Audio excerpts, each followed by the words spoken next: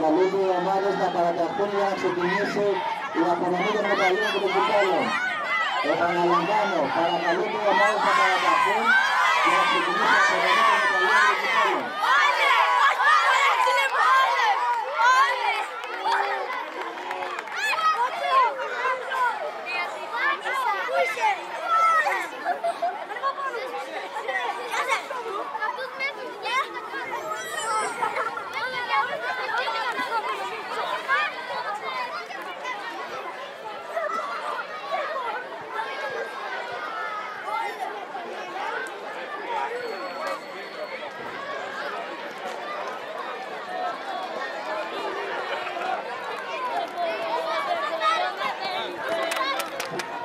Παρακαλούνται οι ομάδες να παραταχθούν για να ξεκινήσει η διαδικασία της απονομής των μεταλλίων και των κυπέλων.